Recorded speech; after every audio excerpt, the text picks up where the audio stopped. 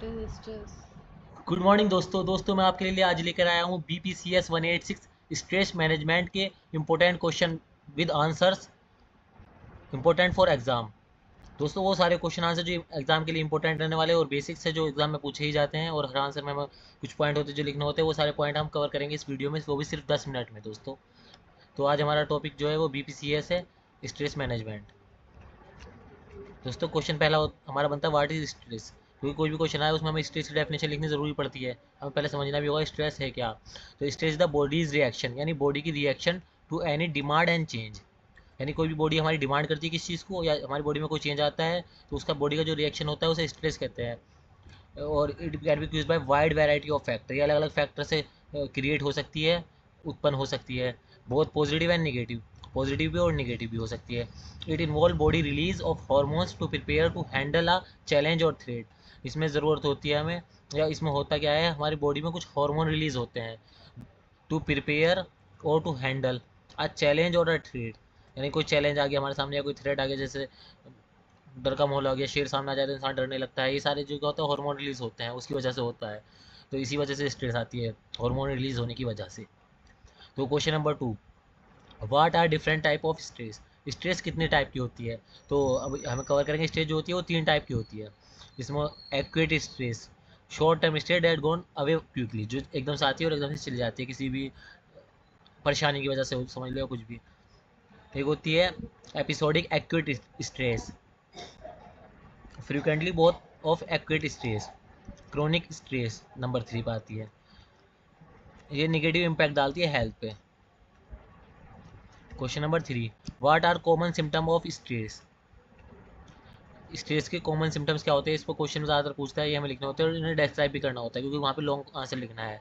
तो डिस्क्राइब करना हमारे लिए आसान है, तो हमें पॉइंट बताओगे तो irritability, difficult concentrating, muscle tension, headache, sleep disturbance, change in aptitude.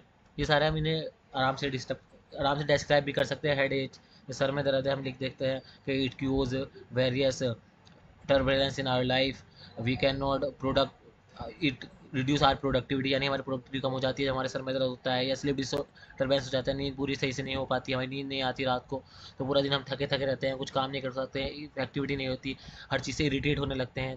यह सारे पॉइंट को हम डिस्कस कर सकते हैं, डिस्क्राइब कर सकते हैं अपने आंसर में। What are the main cause of stress, तो स्ट्रेस के मेन क्यूज क्या है, किस वजह से स्ट्रेस होती है, ये भी जानना बहुत ज़रूरी है। वर्क प्रेशर, यानी जो काम का प्रेशर हो इसकी वजह से भी स्ट्रेस हो जाती है। जैसे ऑफिस में कभी ज़्यादा बच्चों को काम मिल जाता है, HHW में जैसे स्कूल में हमें टाइम में ज़्यादा काम मिलता था तो हमारा क्या हो जाता है, स्ट्रेस लेने लगते थे बच्चे। ऐसे ही ऑफिस में जब सीनियर या मैनेजर ज़्यादा काम जो पूरा नहीं हो सकता विद इन टाइम लाइन, तो ये क्या हो जाता है, इंसान को स्ट्रेस होने लगता है और थका थका लगने लगता है, उस समय दर्द होने लगता है। रिलेशन प्रॉब्लम, जब रिलेशनशिप इंसान का ठीक नहीं चलता, मैरिड हो या अनमैरिड हो, तो उसे दिक्कत आने लगती है। टॉक्सिक रिलेशनशिप जो होता है उसमें इंसान को बहुत ज़्यादा स्ट्रेस होने लगता है, जब जब हमारा पार्टनर जो होता है वो हमें परेशान कर रहा होता है या ब्लैकमेल कर रहा होता है या एनीथिंग एल्स, सब हम इसके अंदर मेंशन कर सकते हैं। नंबर 3 पे फाइनेंशियल डिफिकल्टीज़, जब इंसान के पास पैसा नहीं होता तो स्ट्रेस तो सबसे बड़ा फाइनेंस की वजह से बहुत ज़्यादा स्ट्रेस पैदा होता है। जैसे कि आप सब भी यूथ है, आप समझ सकते हैं फाइनेंस की वजह से कितना स्ट्रेस होता है, डिफिकल्टीज़ कितनी पैदा होती है लाइफ के अंदर। मेजर लाइफ चेंजेस, लाइफ में जो बड़ा बड़ा सा चेंज आता है, कोई चला जाता है हमें छोड़ के, या कोई किसी की डेथ हो जाती है हमारे प्यारे की, तो इससे भी क्या होता है, स्ट्रेस आ जाता है। इलनेस, जब बीमार हो जाती है, हमारी चोट वगैरह लग जाती है, तो उससे भी स्ट्रेस पैदा होता है। How can stress be manage effectively, stress को हम इफेक्टिवली कैसे मैनेज कर सकते हैं। सबसे पहले जो हमारा पॉइंट होगा, आइडेंटिफाई स्ट्रेसेस, यानी जिन चीज़ों की वजह से हमें स्ट्रेस हो रही है हम उन्हें आइडेंटिफाई करें। जब तक हमें उन चीज़ों का पता ही नहीं होगा तो हम कैसे सॉल्यूशन निकालेंगे, तो फिर उसके बाद क्या करना होगा, वो हमें डेवलपिंग कोपिंग स्ट्रेटजीज, ऐसी स्ट्रेटजीज बनानी होगी जिससे हम स्ट्रेसर्स, जो भी फैक्टर्स है जिसकी वजह से हमारे ऊपर स्ट्रेस आ रही है, तो हम उन्हें दूर कर सकते हैं। जैसे कि वर्क प्रेशर है तो हमें अपने टाइम को ऐसे डिज़ाइन करना होगा या ऐसी जगह जॉब करनी चाहिए। अगर हमारा बहुत ज़्यादा ही ख़राब है, हमारा ऑफिस में ज़्यादा ही दिक्कत चल रही है और वो हमें हमेशा वर्क प्रेशर में रखता है, तो हमें ऑफिस छोड़ देना चाहिए, या उनसे बात कर लेनी चाहिए कि भैया मैं स्ट्रेस में काम नहीं करूँगा, जितना काम हो मेरे हिसाब का काम दो। ये सब हम इसे एज इट इज़ आंसर में लिख सकते हैं। प्रैक्टिसिंग रिलेक्शन टेक्निक, बहुत सारी टेक्निक्स होती है और एक्सरसाइज होती है जिससे रिलैक्स कम होता है, जैसे मेडिटेशन, योगा। इससे हम इन सारी चीज़ों से, इन टेक्निक से अपना स्ट्रेस को क्या कर सकते हैं, कम कर सकते हैं। Maintaining a healthy life style, अपना हेल्थी लाइफ स्टाइल यानी हम जब खाएंगे पिएंगे अच्छा रहेंगे, बॉडी अच्छा रहेगा तो इलनेस नहीं होगा, बीमार नहीं होंगे, सर में दर्द नहीं होगा, नींद पूरी लेंगे, तो हम इससे भी क्या हो सकता है, स्ट्रेस को करना मैनेज कर सकते हैं और कंट्रोल कर सकते हैं। What are some useful coping strategies for stress, coping strategies, जो स्ट्रेटजीज हम कॉपी करके स्ट्रेस को कम कर सकते हैं या दूर कर सकते हैं, उन्हें डिस्कस करेंगे अब हम दोस्तों इस आंसर क्वेश्चन का आंसर।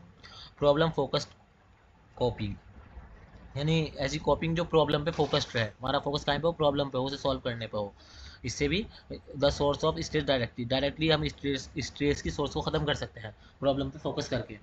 इमोशन फोकस, यानी हम इमोशन पे फोकस करें अपना, हम यानी अगर कोई चीज़ है हम उसे सॉल्व नहीं कर पा रहे हैं तो उससे अपने इमोशन हटा ले। अगर हमने इमोशन हटा ली तो जब हमारे इमोशन उससे जुड़े हुए नहीं होंगे तो हमें स्ट्रेस भी नहीं होगा, परेशानी भी नहीं होगी, क्योंकि हमें गुस्सा उस पर आता है, तो किसी चीज़ का होता है जिससे हमारे इमोशन जुड़े होते हैं और इसी वजह से हमें स्ट्रेस होता है।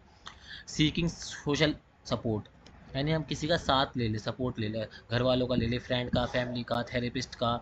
इससे भी क्या होता है, स्ट्रेस कम होता है। जब देखा जाता है जनरली जब इंसान बहुत स्ट्रेस में होता है और उसका कोई पुराना दोस्त मिल जाए उसे, या पुराने दोस्त से उसकी बात हो जाए तो स्ट्रेस बहुत ज़्यादा कम हो जाता है। पुराने दोस्त के साथ इंसान घूमने निकल जाए तो इन सब चीज़ों से क्या होता है, स्ट्रेस कम होता है। What is the role of yoga and meditation in the stress reduction, यानी इसमें क्वेश्चन में पूछा गया है योगा का और मेडिटेशन का क्या रोल है स्ट्रेस को कम करने में, रिडक्स करने में, कम करने में। तो ये प्रोमोटिंग रिलैक्शन, योगा और मेडिटेशन क्या करता है, रिलैक्शन प्रोवाइड करता है, इससे हमें शांति मिलती है। इंक्रीज सेल्फ अवेयरनेस, देखो जब हम योग मेडिटेशन में आगे बंद करके बैठे रहेंगे तो हम क्या करेंगे, अपने बारे में सोचेंगे, अवेयरनेस क्रिएट करेंगे अपनी कि हम मुझे किस चीज़ की ज़रूरत है, किस चीज़ की नहीं है, कहाँ कहाँ दिक्कत आ रही है। जब हम ध्यान लगा के सोचेंगे मेडिटेशन में तो ये चीज़ें बहुत फ़ायदा होता है, इनसे मेडिटेशन करना चाहिए इंसान को। वैसे भी इससे हमारा माइंड भी ब्लो कर जाता है और माइंड की कैपेसिटी भी बढ़ती है। इम्प्रूविंग फोकस एंड कंसंट्रेशन, देखो आगे इससे फोकस बढ़ता है और कंसंट्रेशन बनता है किसी भी चीज़ को, फिर उसके बाद जब हम किसी काम को करेंगे फुल कंसंट्रेट से करेंगे। और इसमें क्या होता है, हमारी कोई प्रॉब्लम है तो हम उस पर भी कंसंट्रेट कर पाएंगे, क्योंकि हम कई बार ऐसा होता है कि हमारी प्रॉब्लम इसलिए होती है क्योंकि हम उसे फोकस या उस पर कंसंट्रेट नहीं कर रहे होते। इसके बाद आएगा what is the relationship between stress and health, health और स्ट्रेस के बीच में क्या रिलेशनशिप है, तो एक अच्छा खासा रिलेशनशिप है। Chronic stress can negatively impact health, यानी जो स्ट्रेस हमारी बॉडी में आ जाती है तो फिर उससे हमारी बॉडी पे निगेटिव इफेक्ट पड़ते हैं। वीकनिंग द इम्यून सिस्टम, यानी हमारे इम्यून सिस्टम को वीक कर देती है। जब हमारा इम्यून सिस्टम वीक होगा तो हमारे पास बीमारियाँ, जितनी भी बीमारी होगी जल्दी जल्दी आएगी। कोई सी बीमारी हमारी बॉडी में एकदम से एंटर हो जाएगी, फ्लू चलेगा, वायरल चलेगा, तो हमें एकदम हो जाएगा क्योंकि हमारा इम्यून सिस्टम कमज़ोर हो जाएगा, किसकी वजह से, स्ट्रेस की वजह से। दूसरा होगा increasing the risk of heart disease, यानी दिल की, हार्ट की डिसीज़ का जो होता है रिस्क बढ़ जाता है। Contribution of digestive problems, contributing, यानी ये कंट्रीब्यूट करती है हमारी डाइजेस्टिव प्रॉब्लम में, यानी हमारे पेट की जो बीमारी होती है, हाजमे की बीमारियाँ, हमें हाजमा नहीं होगा, पेट में बदहजमी रहेगी, खाना भूख नहीं लगेगी, खाना नहीं खाएंगे तो उससे भी हेल्थ प्रॉब्लम होगी, दूसरी प्रॉब्लम से होगी, और क्या होगा, हमारी हेल्थ धीरे धीरे ख़राब होनी शुरू हो जाएगी। मेंटल हेल्थ कंडीशन को ये ख़राब करती है। How can stress level be measured, stress का लेवल कैसे मेज़र कर सकते हैं हम, स्ट्रेस को कितना स्ट्रेस है नहीं है।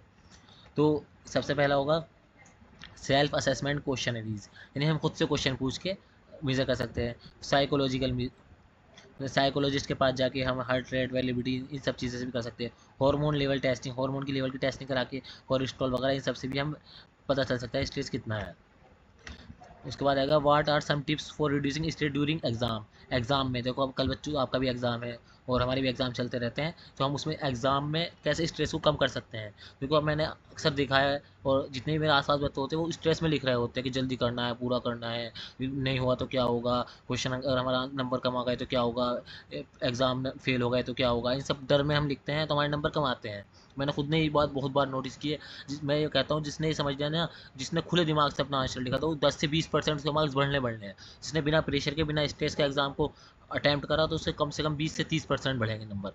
इस बात की मैं गारंटी दे सकता हूँ क्योंकि मैंने इस बात को बहुत बार नोटिस किया है। और मेरे मार्क्स हमेशा ज़्यादा इसलिए आते हैं कि मेरी तैयारी इतनी ज़्यादा नहीं होती, लेकिन क्या होता है, मैं एग्जाम में स्ट्रेस नहीं लेता। मैं सोचता हूँ फेल भी हो गया तो क्या होगा, दोबारा दे देंगे, एक साल दोबारा कर लेंगे रिपीट, ज़िंदगी पड़ी है कोई, ये थोड़ी है कि हम आज ही सब कुछ करना ज़रूरी है। तो इसी में आज तक ना कभी फेल हुआ और ना मेरी कभी बैक आई है, और ना कभी ऐसा हुआ है कि मेरे नंबर कम आए हो, हमेशा ज़्यादा से ज़्यादा नंबर आते हैं। तो हमें क्या करना है, प्लान है, प्रायोरिटी और स्टडी शेड्यूल, हमें क्या चलेंगे, स्टडी शेड्यूल को हम प्लान बना के प्रायोरिटी रख दे, हमें इस टाइम पे करना, इस टाइम पे करना, हम फिक्र में ना रहे। सब चीज़ें अपने दिमाग से जो ना, हमें इन सब चीज़ों को निकाल के कॉपी पे लिख देना चाहिए, एक टाइम टेबल बना लिया जाए, या और कुछ भी हो, जो भी प्रॉब्लम हो उसे हमेशा एकदम डायरी हो, डायरी पे लिख लो। तो इससे क्या होता है, हमारे दिमाग से निकल के वो डायरी पे चली जाएगी। गेट इनफ स्लीप, लोग क्या होते हैं ज़्यादा पढ़ने के चक्कर में सोते नहीं है, तो इससे क्या होता है हमारा पेपर अच्छा नहीं हो पाता, इससे बहुत ज़्यादा स्ट्रेस आ जाती है, तो हमारे नंबर भी कम आते हैं। तो हमें अपनी नींद पूरी करनी चाहिए। ईट हेल्थी मील, लोग खाना नहीं खाते, देखा गया है एग्जाम चल रहे हैं तो खाने नहीं खा रहे, भाई पढ़ रहे हैं, ऐसा हमें कुछ नहीं करना, हमें खाना भी खाना है, सब कुछ करना है और एग्ज़ाम भी देना है, तो इससे हमारे स्ट्रेस कम होगा।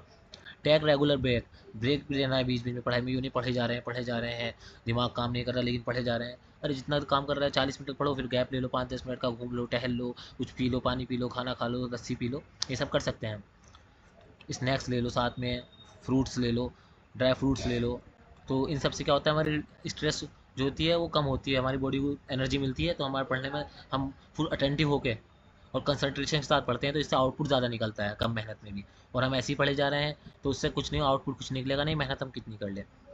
स्टे हाइड्रेट, यानी पानी का बहुत ध्यान रखना, हाइड्रेट रहना है हमें। और avoid last minute charming, last minute में लोग को जल्दी जल्दी देख लो और देख लो, एक बार और देख लो, ये नहीं करना। इतना पढ़ लिया आराम से, उससे जाके हमें अपना अटैम्प्ट करना है। तो दोस्तों हम, अरे लगभग ये 10-12 क्वेश्चन हमने कवर कर लिए, और मैं मेन मेन फैक्टर हमने कवर कर लिए हैं एग्जाम में जो ज़्यादातर आते हैं। दोस्तों अब इसके बाद और भी आपको जो भी वीडियो चीज़ सब्जेक्ट चाहिए तो मैं आपके लिए लेकर आ जाऊँगा, आप बता दीजिएगा। हमारे चैनल को सब्सक्राइब भी कर लीजिए, ताकि आगे को आपको वीडियो मिलती रहे और हमें भी मोटिवेशन मिले और ज़्यादा वीडियो बनाने का।